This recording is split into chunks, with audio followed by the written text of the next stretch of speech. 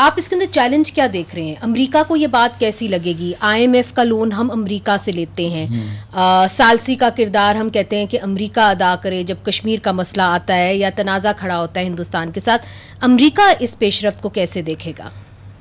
میں اس بات پہ مسکرایا ہوں کہ آپ نے کہا ہے کہ جو IMF کا لون ہم امریکہ سے لیتے ہیں، اصل میں مطلب کہ ان دا سینس IMF سے لیتے ہیں، مگر امریکہ کا اثر و رسوخ ہم سب کو پتہ ہے کہ بہت زیادہ ہے. یہ درست ہے کہ ان کا اثر و رسوخ IMF کے اوپر بہت زیادہ ہے، بہت زیادہ ہے، اس میں کوئی شک نہیں.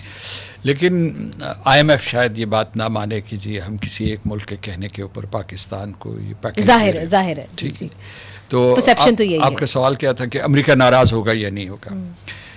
یہ ٹھیک ہے، وہاں تشویش ہوگی ضرور، لیکن امریکہ جو ہے، ان کے جو لائق لوگ ہیں جو دور رس نگاہ رکھتے ہیں، ان کو یہ بھی پتہ ہے کہ یہ ایک بڑا کمپلیکس نیبرہڈ ہے، اور اس میں اگر یہ اس قسم کی کوئی اعتماد سازی ہو، اور چونکہ امریکی سرمایہ کار وہ بھی آپ کی معدنیات میں خاص طور سے کاپر، کوبالٹ، اس کے علاوہ جو ہے ریئر ارتھ ایلیمنٹس اور لیتھیم، ان میں انٹرسٹڈ ہیں، سونے میں بھی.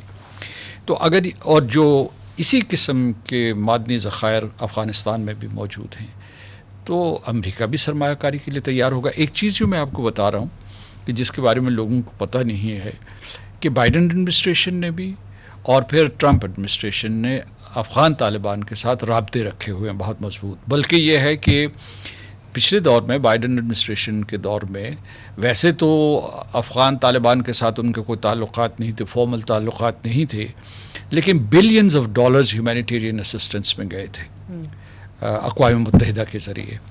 تو اب جو ہے ان کا مکالمہ بھی بعض اوقات براہ راست ہوا ہے، بعض اوقات بالواسطہ ہوا ہے، تو ان کا مکالمہ بھی جا رہا ہے. تو دنیا کمپلیکس ہے ذرا، اور اسے جو ہے یوں بلیک اینڈ وائٹ میں تقسیم نہیں کیا. مگر ایک چیز آپ نے جو واضح طور پہ کہہ دی وہ یہ کہی ہے کہ جو کاروبار ہوگا وہ نمبر 1 پہ ہوگا.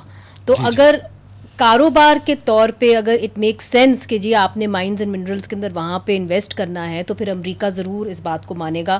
مگر اس کے اندر بھی مسائل ہیں، چونکہ ماضی میں ہم نے دیکھا ہے کہ جو بھی آئے ہیں اور انہوں نے مائنز اینڈ منرلز پہ خاص طور پہ چائنیز نے وہاں پہ دکھایا ہے، تو وہاں پہ ان کے کانٹریکٹس مڈ وے کینسل کر دیے گئے ہیں. تو یہ بھی ایک ہوگا. پاکستان کو اس میں تھوڑا سا اضافہ کر دوں کہ یہ دنیا کا ایسا نقشہ ابھر رہا ہے گلوبلائزیشن کی وجہ سے کہ بہت سے ممالک ہر جگہ پہ جا کے، ہر ملک میں جا کے جہاں وسائل موجود ہیں شراکت دار ہو جاتے ہیں. کسی کا اجارہ نہیں ہو سکتا، کیونکہ یہ نہیں ہو سکتا کہ افغانستان پہ امریکہ کا اجارہ رہے یا چین کا رہے. اور اسی طریقے سے افریقہ کے بہت سے ممالک ہیں جہاں بہت سی معدنیات پائی جاتی ہیں، ہیرے جواہرات پائے جاتے ہیں. تو شراکت داری ہو گئی. چین کا جو ایک عروج ہے اس سے یہ بھی ہوا ہے کہ جہاں جہاں امریکہ سرمایہ کاری کرتا تھا وہاں آج چین موجود ہے، جہاں جہاں جاپان تھا وہاں آج چین موجود ہے.